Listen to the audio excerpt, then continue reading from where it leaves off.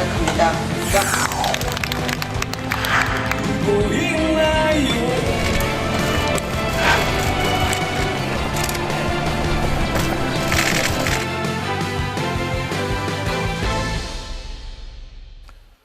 네, 이번 시간은 뉴스앤파워 인터뷰 코너입니다. 윤석열 대통령과 조 바이든 대통령의 첫 한미 정상회담 결과 한미 동맹이 확대되면서 우리 외교가 새로운 도전에 직면하게 됐습니다. 한미가 가까워진 만큼 한중 관계 재정립이 큰 숙제로 남은 건데요. 국회 외통위원인 더불어민주당의 이용선 의원과 함께 한미 정상회담 진단 그리고 민주당의 당 상황을 짚어보겠습니다. 의원님 반갑습니다. 어서 오십시오. 반갑습니다. 네. 윤석열 정부 11일 만에 이제 전격적으로 이루어진 한미 정상회담, 국회 이제 외통위원이신 의원님과 관련한 이야기 한번 진단을 해보겠습니다. 네. 먼저 그 북한의 핵 확장 억제 그리고 경제 안보 등의 방점을 찍으면서 한미가 동맹 업그레이드를 이제 선언을 했어요. 그런데 그 지난 정권에서 이루어졌던 그 판문점 싱가포르 선언이 이제 빠졌는데 그 민주당 외통위원으로서 이 부분은 어떻게 보십니까? 예, 한미 정상회담이 정권 출범 불과 11일 만에 일본보다 먼저 그 방문을 해서 네. 치러지는 것은 대한민국 국격을 또 한편 확인하는 좋은 계기였다는 점은 뭐 칭찬해야 된다 이렇게 생각을 하고요. 네. 이번에 한미동맹이 확장됐다 또 진화됐다 이렇게 표현하는 것은 이번에 그 윤석열 정부는 표현이 글로벌 포괄적 전략동맹이라고 이렇게 표현을 하던데요. 네.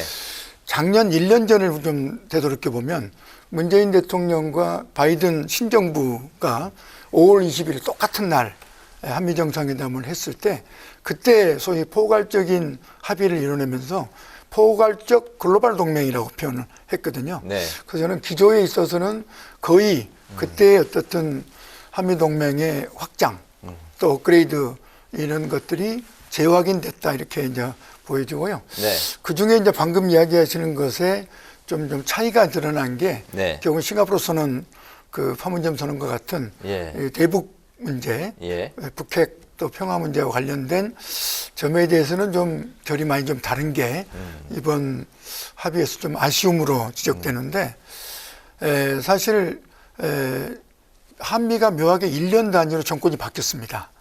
그러니까 네네. 잘 아시다시피 싱가포르 선언이나 판문점 선언은 트럼프 정부 시대, 문재인 트럼프 시대에 이루어졌던 합의죠. 네. 그 북핵 문제를 해결하기 위한 또 남북관계 발전에 위한 합의인데 그게 그 작년에 바이든 정부 출범을 하고 불과 한 3, 4개월 그 두고 한미 정상회담에서 판문점 선언과 싱가포르 선언에 대한 재확인, 존중 이걸 확인한 바가 있습니다. 근데 보통 미국도 정권이 바뀌면 전 정부의 합의라든지 성과들을 승계하지 않는 경우들이 많습니다만 네. 바이든 정부는 북핵 해법은 이전에 클린턴 시대부터 했던 여러 가지 역사를 볼 때 그게 바르다라고 해서 승계를 했거든요. 근데 이번에 그 윤석열 정부 출범 1년 뒤에 이루어지는 이 한미 정상회담에서는 네. 사실 북핵 문제가 최근에 매우 중요한 화두 중에 하나지 않습니까? 올해 들어와서 그 북핵 여러 가지 북핵에 대한 위기, 그 미사일이라든지 또 소형 핵실험에 대한 예측들이 지금 나오고 있는 상황에서 이 대응 문제가 큰데 즉자적으로는 그 확장 억제를 통해서 북의 여러 가지 무력 도발을 대응은 하지만 네. 근본적인 해법은 사실은 싱가포르 선언 등등 해법들을 근본적인 해법을 담고 있는 것들을 좀 재확인하는 절차가 필요하다 보는데 그 점이 빠진 것은 좀 너무 즉자적 대응 수준에 머물고 있는 게 아닌가 이런 점이 좀 아쉬움이 있고요. 특히 권영세 장관이 인사청문 과정에서 북핵 문제라든지 한반도 의제는 이건 정권과 그 진보 보수에 따라서 입장이 바뀔 문제가 아니다. 뭐 이어달리기다. 네. 이렇게 해서 정권을 뛰어넘는 네. 적어도 합리적 핵심들은 계속 이어가면 좋겠다. 네. 특히 판문점 선언에 대해서도 이 합의의 취지에 존중한다. 물론 그것을 이행하는 문제는 안보리 제재나 북핵의 진정과 연계되어 있기 때문에 실현의 문제는 여러 가지 검토를 할 게 있지만 합의 자체는 존중하고 인정한다. 이런 이야기를 했었습니다만 이 북핵 위기에 대한 근본적 해법을 좀 고민해야 되는 것들에 대해서는 이번에 좀 고려가 부족했지 않았나 이런 좀 아쉬움은 좀 있다 이런 말씀을. 네, 알겠습니다. 네. 사실 그동안 우리나라는 미중 외교 전략으로 전략적 모호성을 택했었는데요. 근데 새 정부 들어서 미국 주도 질서에 한 발 더 들여놓는 이 선택지를 택했습니다. IPEF에도 창립 멤버로 합류를 하게 됐는데 이렇게 되면은 사실 중국발 후폭풍도 우려를 안 할 수가 없을 것 같습니다. 어떻게 보십니까? 이번에 바로 그 왕이 그 외교 담당 국무위원이 좀 반발하는 입장을 소위 이게 인도태평양 경제 프레임워크가 그 소위 중국을 소위 한국과를 의도적으로 배제하고 미국의 경제 패권을 주기 위한 이른바 경제협의체 아니냐 이런 식에 대해서 옳지 않다. 네. 또 이거에 대해서 대가를 아마 치르게 될 것이다라는 상당히 좀 그 뭐랄까 이를 앙담은 식의 좀 비판 논설을 좀 쏟아냈죠.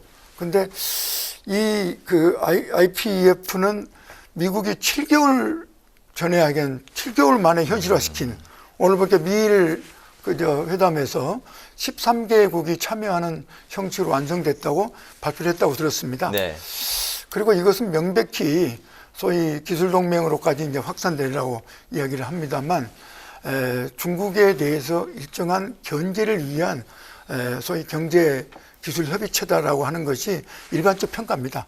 근데 우리는 이 기본적으로 IPEF가 그 개방성, 투명성, 또 포용성이라는 대원칙을 갖고 있기 때문에 중국도 원천적 배제는 아니다고 하지만 이게 설립 과정, 추진 과정에서 반중 어떤 경제 틀이라는 것들이 사실은 일반적인 인식이기 때문에 네. 이걸 만들어가는 과정에서 기준들, 소위 가입 기준이나 조건들을 설계하는 과정에 지금 현재로 보면 그 소위 저작권 문제라든지 또 노동 환경 기준, 또 인권 기준 이러한 것들을 적용하게 되면 중국이 참여나 참여할 수 없거든요.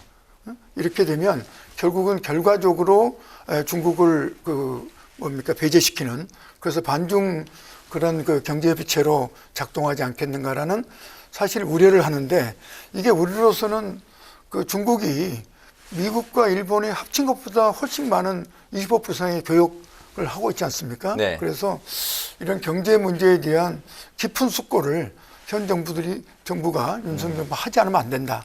그리고 특히나 국제 그 정세가 매우 안 좋습니다.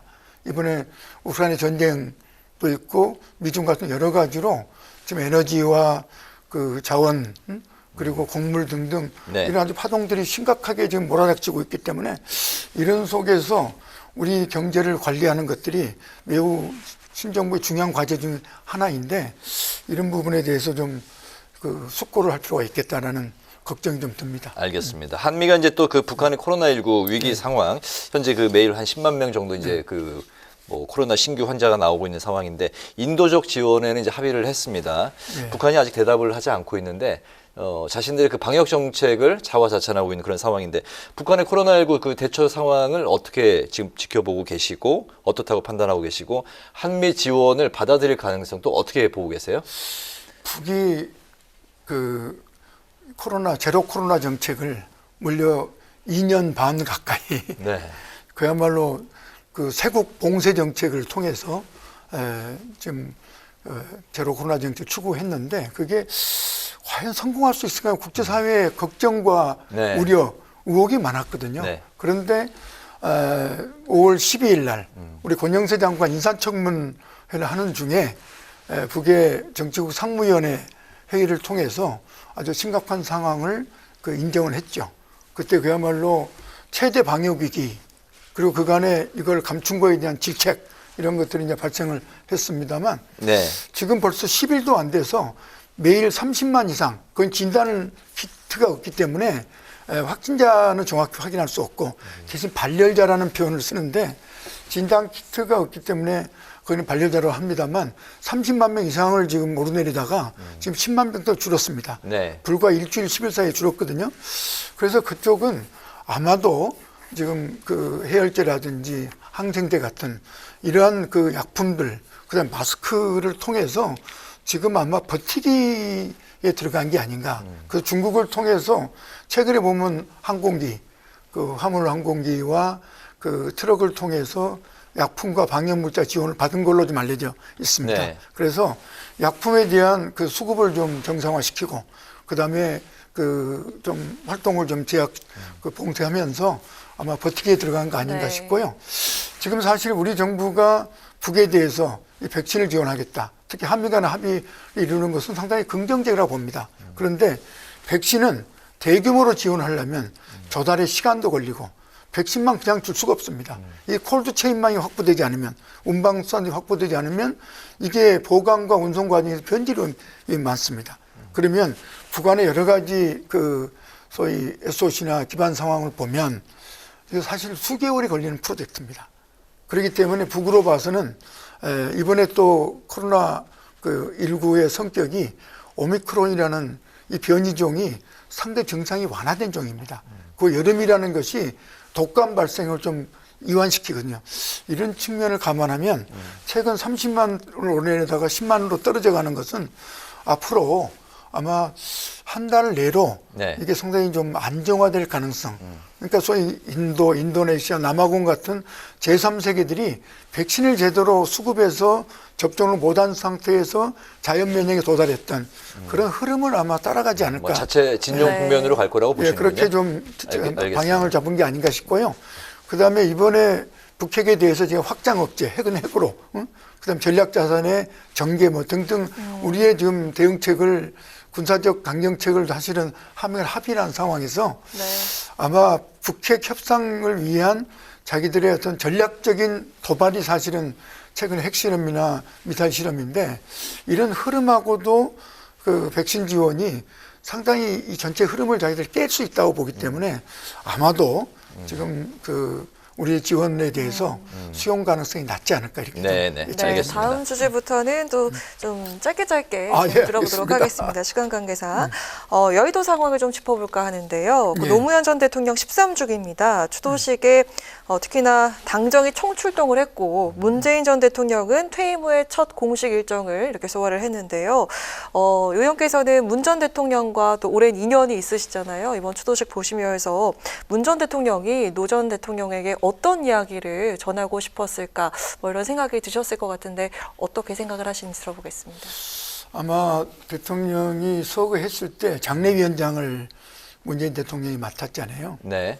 그때 얼마나 가슴이 무너졌을까 이런 생각을 하는데 어떻든 그 5년 전 추도식 때 성공한 대통령으로 찾아뵙겠다 이렇게 이제 이야기를 하고 오늘 가서 저는 가지를 못했습니다. 네. 오늘 지역 일도 있고 네, 네. 오늘 이 행사도 있고 해서 네. 가지를 못했습니다만 깨어있는 시민들이 당신의 뒤를 따르고 있습니다라고 서명했다고 합니다. 근데 이 표현을 보면 사실 문재인 정부 5년은 우리가 사실 안보 위기서부터 또 북핵 위기, 안보 위기서부터 그다음에 일본의 경제 제재 공세라든지 코로나 위기 여러 가지 위기의 연속이었습니다. 그 속에 한국이 그 대응을 잘 해내면서 국제적 평가도 높고 또한 10대 경제 강국으로 또 선진국으로까지 평가받는 도약을 이루었던 시기입니다. 그런 점에서 자랑스럽게 아마 좀 인사하지 않았을까 생각도 드는데 또 한편으로 보면 이번에 그 정권 재창출에는 도움이 못 됐지 않습니까? 이 점에 대한 좀 뭔가 그 안타까움, 네. 미안함도 그 가슴 속에 담고 아주 인사하지 않았을까 이런 생각을 해봅니다. 그렇군요. 민주당이 이제 그 한덕수 불가론이 이제 짙었었는데 이제 경론 후에 투표로 갔고 인준안 찬성이 반대로 이제 근소하게 앞서서 결국 이제 인준안을 선택을 했습니다. 인준안 통과 이후에 그 현재 그 민주당 당 상황이나 분위기가 궁금한데요. 어떻습니까? 저희가 참 어렵게 결정을 했습니다. 의총을 무려 3시간 이상 아주 격렬한 토론을 거쳐서 네. 대체로 합의는 그런 겁니다. 초대 총리라서 웬만하면 저기 통과시켜주는 게 옳지만 인사청문 과정에서 나타난 우리 한덕수 총리의 여러 가지 도덕성 문제나 역량의 문제나 뭐 여러 가지 측면의 자질로 봐서 도저히 부적격이다. 이런 점은 분명한데 사실은 인사청문 과정에서는 부적격의 여론이 높았습니다. 10몇 프로 이상 네. 앞섰습니다만 시간이 지나면서 통과시키지 않느냐. 첫 총리이기도 하고 이제 국정을 위해서는 어떻든 열어주는 게 좋겠다는 국민 여론의 변화가 많이 생겼습니다. 14% 이상 앞서는 뭐 네. 이런 게 나오기도 하고 또 그 지방선거에 뛰는 단체장들 후보들이 여러 가지 요새 민주당의 악재들이 많지 않습니까? 정권은 호재들이 많고 정권 출범, 한미 정상회담, 또 이번에 재난지원금 그 소상공인 지원 이번에 아주 약속한 대로 결국 이제 접근했죠. 이런 여러 가지 호재들에 반해서 민주당은 악재들이 많은데 이것도 역시 선거를 치르는 입장에서는 큰 악재일 수 있으니 네. 이 부분은 좀 대승적 관점에서 좀 열어주면 좋겠다라는 요구들이 있어서 저희들이 경론 끝에 표결로 사실은 권고당론을 결정해 통과시켜줬는데 네. 그 뒤로 내부에 비판 여론이 많기는 합니다만 이 불가피성에 대한 이해도 꽤 높은 것 같습니다. 그래서 생각보다 내부 비판과 질책이 없지는 않지만 그 심하지는 않다 이렇게 보고 알겠습니다. 하고 있습니다. 네. 네, 윤 대통령이 곧 정호영 낙마로 화답을 할 거라는 전망이 나왔는데 오늘 시간이 좀 더 필요하다는 입장을 또 내놨잖아요. 어떻게 보셨습니까? 저희는 기본적으로 당에서 우리 그 국민의힘 당의 주요 인사들이 많이 이야기하다시피 부적격하다.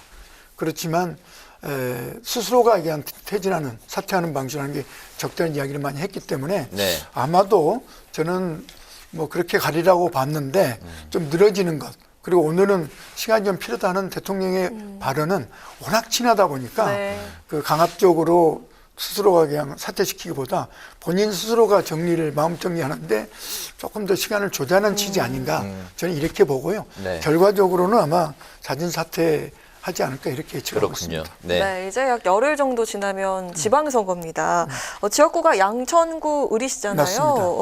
구청장 3선에 도전하는 김수영 후보 공동선대위원장을 지금 맡고 계시는데 사실 서울시장 상황은 민주당이 좀 녹록지 않은 상황인데 지역구 판세 현재 어떤지 여쭙겠습니다. 서울시장 상황이 안 좋다 보니까 네. 이 구청장의 지금 이 판세도 좀 어려움이 있습니다. 네. 근데 저희 지역은 뭐 잘 아신지 모르겠지만 목동과 비목동, 저는 비목동 지역이고 황 의원은 이제 목동 지역이거든요. 아하, 네. 그 양천구를. 차이가 너무 큽니다. 아. 강남북이라고 할 정도로 큰데 사실은 그 김수영 구청장 후보가 8년 동안 구청장을 하면서 큰 실적을 많이 거뒀습니다. 네. 특히 오래된 지역, 오래된 낙후된 판자촌 같은 지역의 재개발 같은 걸 멋지게 그야말로 그 천지개벽 같은 것도 많이 일어났고 지하철 문제라든지 트럭터미널 이 큰 과제를 많이 해결했습니다.